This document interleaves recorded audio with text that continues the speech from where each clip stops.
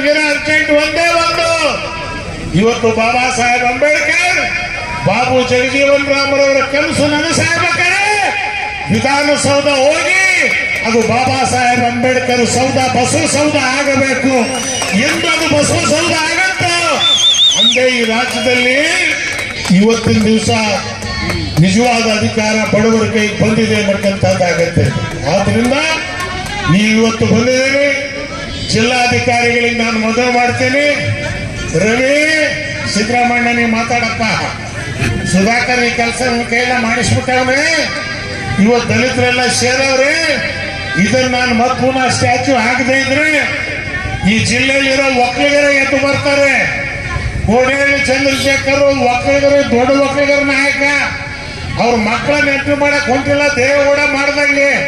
ಇವರು ಸಮಾಜದಲ್ಲಿರ್ತಕ್ಕಂಥ ರೈತರ ಮುಖಂಡರಿಗೆ ಇವತ್ತು ನಾಯಕತ್ವ ರಾಜ್ಯದಲ್ಲಿ ಕೊಡಬೇಕು ಅಂತ ಅದನ್ನೇ ನಂಜೇನ ಸ್ವಾಮಿ ಅವರು ಮಾಡಿರ್ತಕ್ಕಂಥ ಕೆಲಸ. ನಾನು ನನ್ನ 70 ವರ್ಷದ ಜೀವನದಲ್ಲಿ ನನ್ನ ಮಕ್ಕಳಿಗೆ ತರಲಿಲ್ಲ. ನಾನು ಈ ರಾಜ್ಯದ ಪ್ರಜೆಗಳು 7 ಕೋಟಿ ಜನ ಕನ್ನಡಕ್ಕೆ ಕೈ ಎತ್ತು, ನಿನ್ನ ಕೈ ಕಲ್ ಪರೀಕ್ಷೆವಾಗುವುದು. ಕನ್ನಡವೇ ನಿತ್ಯ, ಕನ್ನಡವೇ ಸತ್ಯ ಅಂತ ಹೇಳಿ ಹೋರಾಟ ಮಾಡಿ ಇವತ್ತು ಕರ್ನಾಟಕದ ಕೀರ್ತಿಯನ್ನು ಭಾರತ ಜನನೀಯ ತನುಜಾತೆ ಜಯ ಹೇ ಕರ್ನಾಟಕ ಮಾತೆ ರಾಷ್ಟ್ರಕವಿ ಪುಟ್ಟಪ್ಪನವರು ಹಾಡಿದರು. ಅದನ್ನ ಬಾಲ್ಯದಿಂದ ನಾವು ಹಾಡ್ಕೊಂಡು ಬಂದಿದ್ದೇವೆ. ಆದ್ರಿಂದ ಇವತ್ತು ನಾನು ತಮ್ಮೆಲ್ಲರಲ್ಲೂ ಕೈ ಮುಗಿದು ಪ್ರಾರ್ಥನೆ ಮಾಡ್ತೇನೆ, ನಿರಾಶರಾಗಬೇಡ್ರಿ. ನೀವು ನಡೆದಿರ್ತಕ್ಕಂಥ ಒಂದೊಂದು ಹೆಜ್ಜೆ ಇಲ್ಲಿ ಬಂದ ಜನವೇ ಹೊರತು ತಂದ ಜನ ಅಲ್ಲ. 500 ರೂಪಾಯಿ ಬಿರಿಯಾನಿ ಪ್ಯಾಕೆಟ್ ಕೊಟ್ಟಿಲ್ಲ, ಯಾರೂ ಬರಲಿಲ್ಲ. ಸ್ವಯಂ ಇಚ್ಛೆಯಿಂದ ಇವತ್ತು ಜನ ಬಂದಿದ್ದಾರೆ.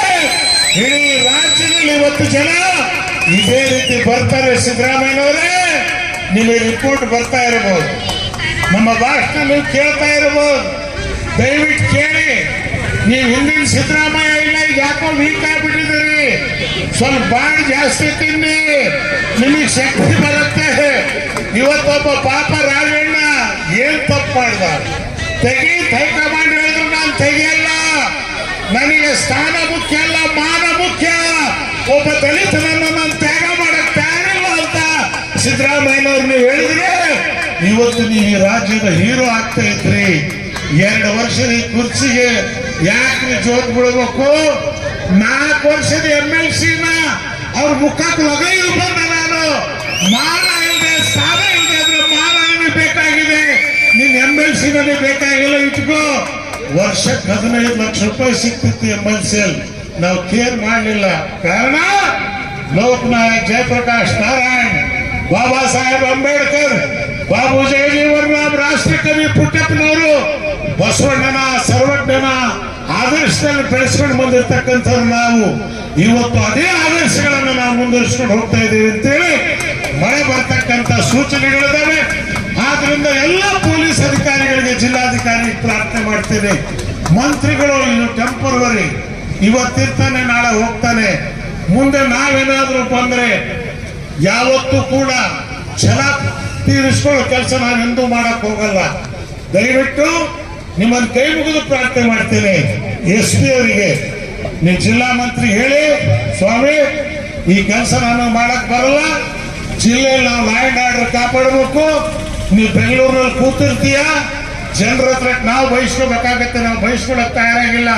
ಒಂದು ಮಾತು ನೀವು ಸುಧಾಕರ್ ಹೇಳಿ, ಅವನು ಅಂಜನ್ ರೆಡ್ಡಿ ಮಗ, ಅವ್ರ ತಾತ ಆನೆ ಇಟ್ಕೊಂಡು ಕಾಂಗ್ರೆಸ್ಸಿಗೆ ಬಂದವನು, ಮಾಯಾವತಿ ಗುರ್ತದು.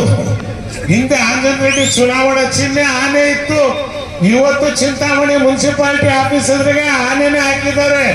ಬಹುಜನ್ ಸಮಾಜ್ ಪಾರ್ಟಿಯ ಚಿಹ್ನೆ ಅದು. ಆದ್ರಿಂದ ಇವತ್ತು ಈ ಸಭೆ ಯಾವ ಜಾತಿ ವಿರುದ್ಧ ಅಲ್ಲ, ಈ ಸಭೆ ಸಿದ್ಧಾಂತದ ಪರವಾಗಿರ್ತಕ್ಕಂಥ.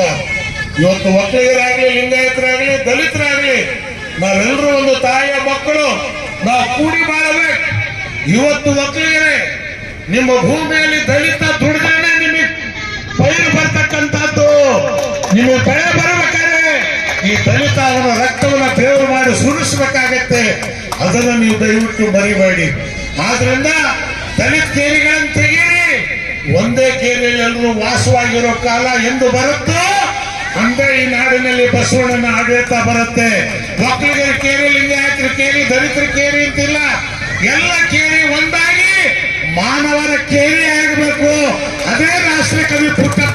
ಬಿಟ್ಟು ನೀನೇನಾದರೂ ಆಗು, ಮಾನವನಾಗು, ಇಂಜಿನಿಯರ್ ಆಗು, ಡಾಕ್ಟರ್ ಆಗು, ವಿಜ್ಞಾನಿ ಆಗು, ರಾಜಕಾರಣಿ ಆಗು, ನೀನೇನಾದರೂ ಆಗು, ಮೊದಲು ಮಾನವನಾಗು.